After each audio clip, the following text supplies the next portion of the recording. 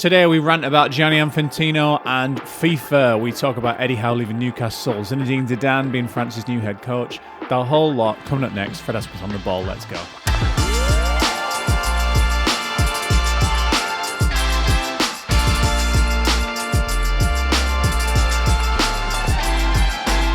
Hey, what do you think about my new theme music? It's alright, isn't it? It took me far too long to get that edited. It sounds like the most simple theme music ever. It took me like half a fucking day to get that edited correctly so that it fits what I want to. Anyway, it's a whole deal. Anyway, I quite like it. I think it fits the vibe. I was like, what is the vibe of Fred Asquith on the ball? And that, I think, is the vibe. That. So, yeah, like I said, today me and you are going to be chatting sports. And you can chat sports with me every single week if you just subscribe at Fred Asquith on the ball, TikTok, Instagram, and whatever platform you're on, Spotify, Apple Podcasts, YouTube. You go for it. Thank you for being here. The whole FIFA situation. I'm sure you, a listener to this podcast, will know exactly what the fuck's been going on in the last week or so. When the news came out when did it come out? 28th of July? That Gianni Infantino, the president of FIFA, was planning to sell off FIFA to a consortium of private investors. There's a part involvement from the Saudi investment fund, part involvement from Trump's cronies, and that all blew up. I was like, fuck, I'm so fucking angry. I can't wait to rant about this on the podcast. This is the biggest moment since the European Super League proposal, where football has come together with such uniformity, it's come together in unison, I guess, against something. And in this case, it just happens to be the president of the entire fucking sport. And Gianni Infantino was not on good terms, really, was he? Because he'd already been criticised for introducing the hydration breaks during the World Cup, which were essentially 3-minute ad breaks, making them obligatory for every single game, even if it was fucking 19 degrees. But he was still getting supported by the regional governing bodies, by UEFA, CONCACAF, etc. That has all changed because Gianni Infantino said he was going to sell off fucking FIFA. And this, when it came out, this quote really made my blood boil. Listen to this. Because you know why he's selling it off. He's selling it off to fucking line his own pockets. Listen to this. This is what he said. The process is focused on assembling a geographically diversified investor group that reflects the global nature of FIFA and the game. Expressions of interest today include investors from across every major region of the world. This is about the democratization of football worldwide. It's so fucking not about that. And do you know how you know it's not about that? Do you know how you know it's a completely it's out of complete self-interest? It's because the only reason this plan was scrapped by Gianni Infantino was because it started to threaten Gianni Infantino's own job. The only thing he cares more about than cozying up to cronies who want to make a quick buck out of the world's sport is his own fucking neck. That's the only thing a corrupt guy will value above being corrupt. Do you know what I mean? The problem is he went too far and now everyone wants his head, even though he's scrapped the deal and he's like, I'm sorry and blah, blah, blah. I mean, it was just the grubbiest deal. Apparently, this is what BBC are reporting. Infantino wrote to all 211 FIFA member associations saying they would receive $40 million if they backed his proposal, setting a deadline of 19th of September if they want to access the initial $15 million. That is just barefaced bribery for his own personal financial gain. He makes Sepp Blatter look like a good FIFA president, and that's fucking saying something. Sepp Blatter was the one who awarded the World Cup to Qatar. The proposal, he kept talking about, this is about growing the game. Bro, I think the game's grown. Do you know what? Like, I think just chill out. We're all making enough money here. Like, how about instead of let's grow the game, let's just leave the game as it is? Because you're using the idea of like building football pitches in rural areas, which is a good proposal, as a Trojan horse to make fucking money for your own holidays in Monaco. Like, growing the game at a grassroots level is not the same as you selling off FIFA to the Saudi investment fund and to Trump's cronies. UEFA are on a moral high ground at the moment because they're going against Infantino and all this, but they're just as bad.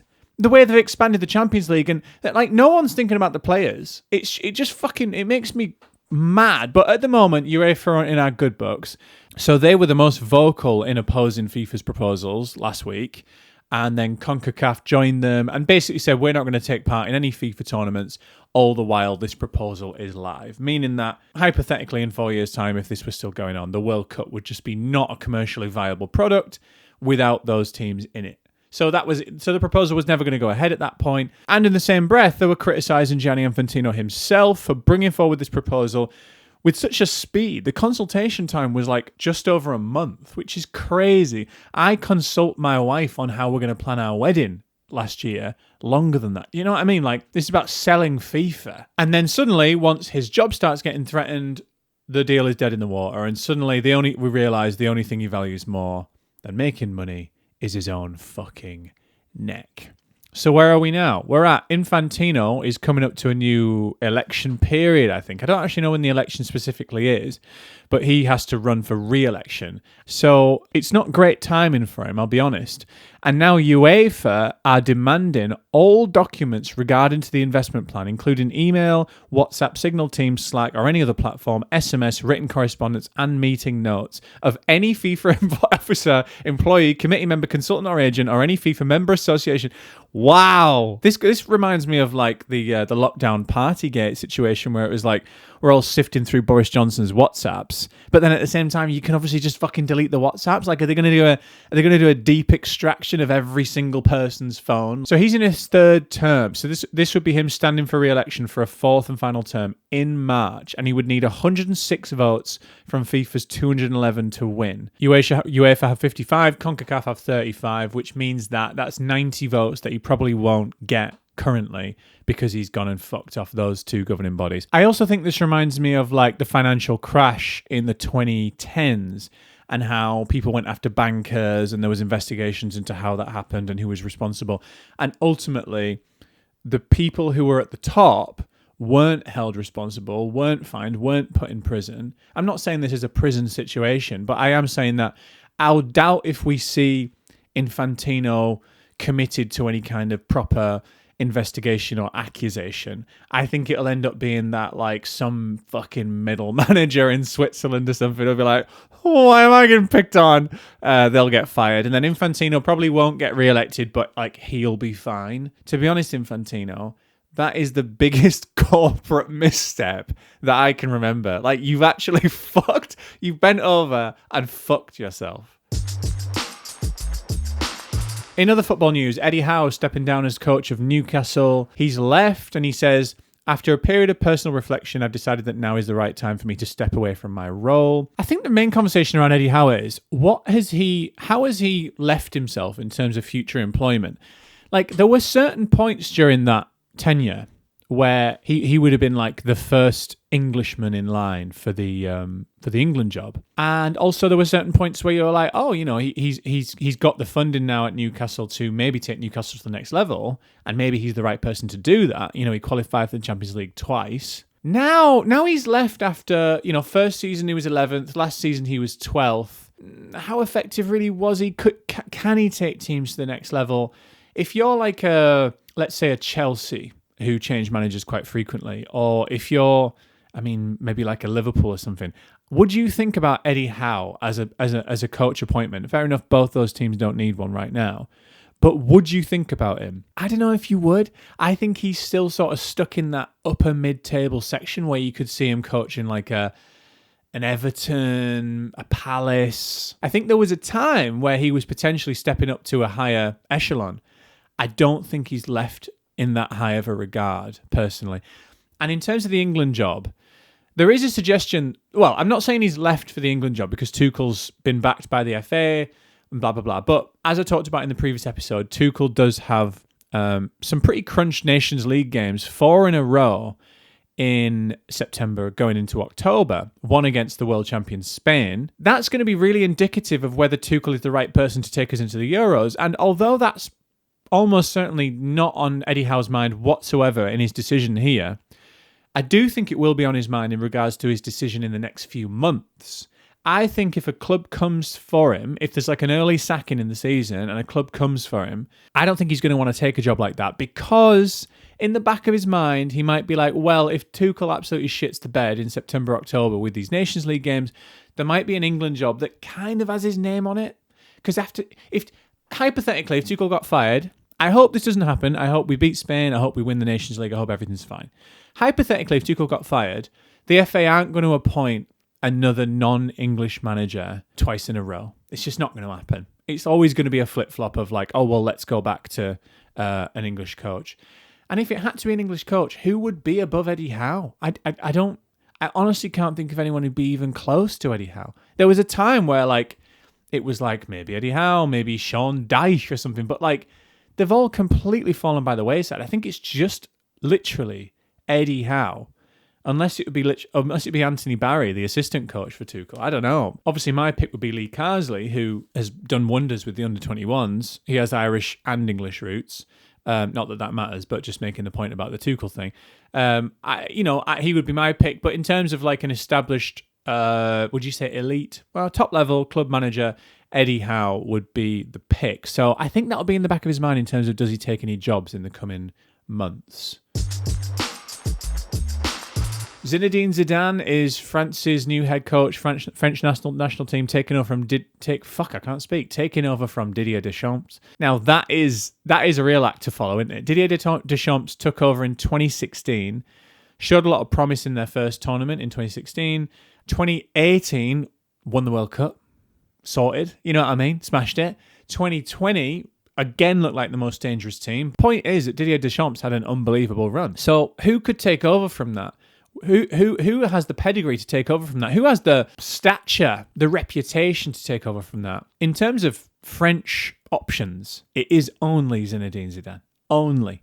One and only. The guy who won 3 Champions Leagues on the trot. Fair enough with one of the best squads ever assembled, but, you know, it's easier fucking said than done. No one else bloody did it, eh? 3 on the trot. He has absolutely nothing left to accomplish at club level as a manager. And do you remember there was a Rest is Football, Gary Neville's podcast, interview with Gareth Bale talking about those 3 consecutive Champions League wins. And Bale and Gary Neville asked him what was so good about Zidane tactically. And Bale said, honestly, Zidane barely talked to us about tactics. And Gary Neville laughed and said, yeah, Alex Ferguson was pretty similar. I found that fascinating because that was the vibe that you got from his Real Madrid team, that it was more or less vibes, right?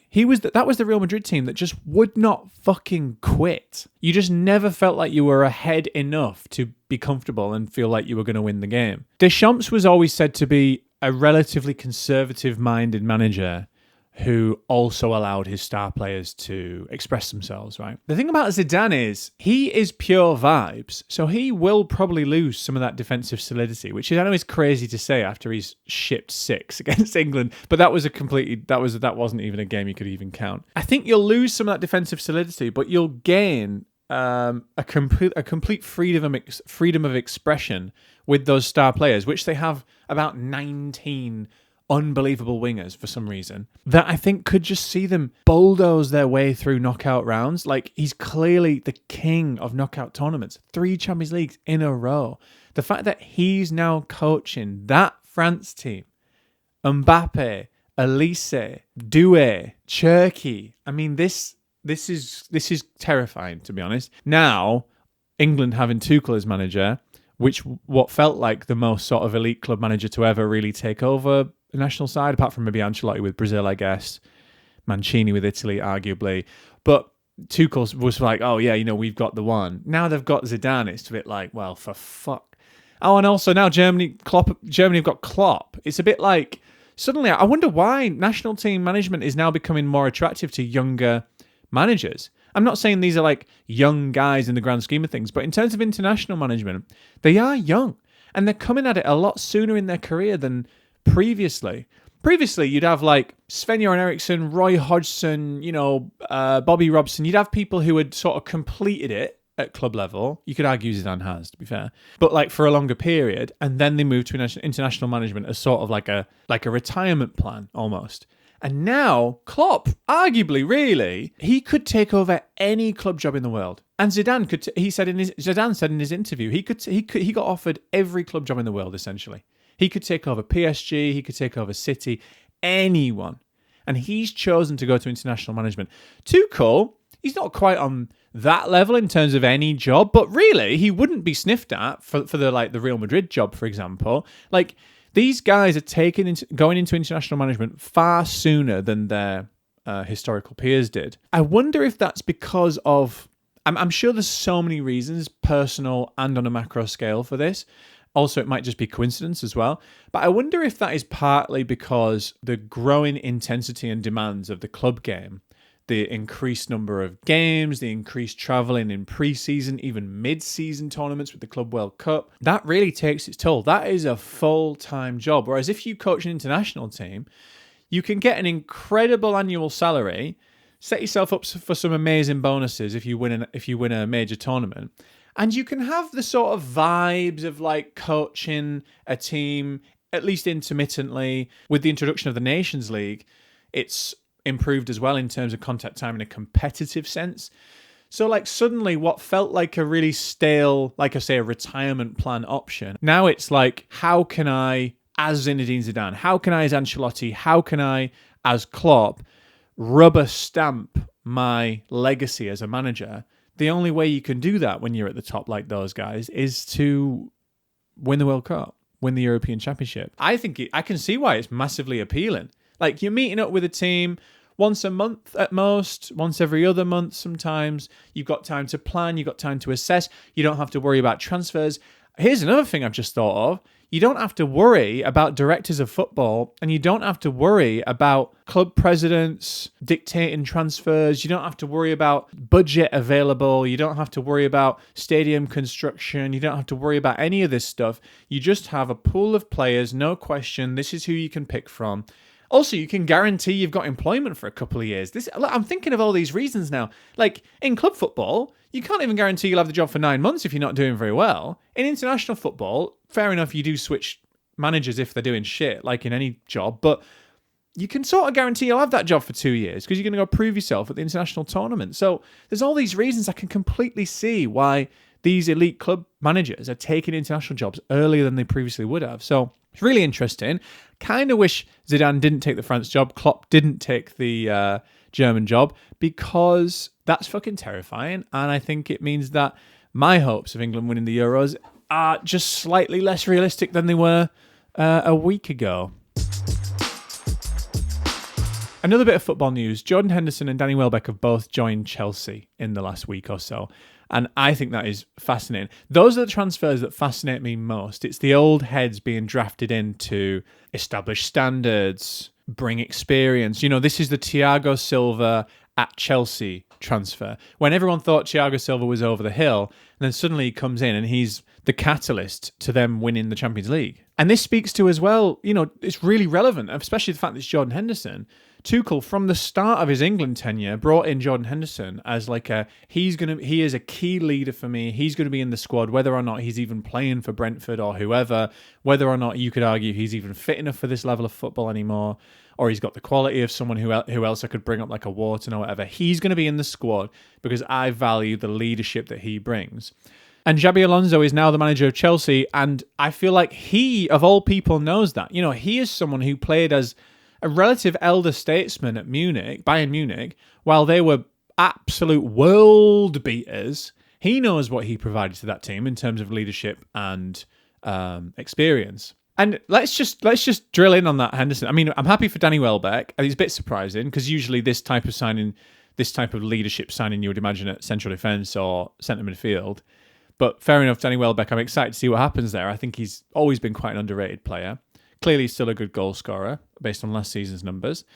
And but let's just talk about Henderson. Like, who would have predicted his stock is way up? his career trajectory is absolutely fascinating. He wins the Champions League with Liverpool, wins the league with Liverpool, leaves as an absolute hero, goes to Saudi, realises that he's not part of the England setup anymore, comes back to Ajax. By this point, this guy, you know, he leaves Liverpool at 33. By this point, he's, 34? No one's expecting to see Henderson in any kind of key role ever again. Certainly not for the national team or at club level. He goes back to Ajax, he plays pretty well. He gets transferred to Brentford, he plays okay. And then suddenly he's like a key part of Tuchel's England squad at 35, 36 years old. And now he's going to be a key part of Xabi Alonso's squad. Whether or not he'll play, I don't know. But just a key, he's almost coming in as like a coach on the training pitch. Who would have predicted this? 36 years old, Jordan Henderson is going to play a key role in Xabi Alonso's push for the title with Chelsea. We should probably put a bit more respect on his name, really, because there's multiple elite managers now. Klopp, Tuchel, Alonso. Seeing something in Henderson that I think a lot of football fans don't see, or even to an extent feels like refuse to see. They clearly know something we don't. They're clearly the experts in this. They're on the training pitch with him week in, week out. And he is clearly bringing something that you cannot buy, but they have bought it. So I'm going to be very, very interested in seeing how that plays out. That's everything for this week on Fred Asquith on the Ball. Don't forget to send in your voice notes. Link is in the description. They might get played out on the pod.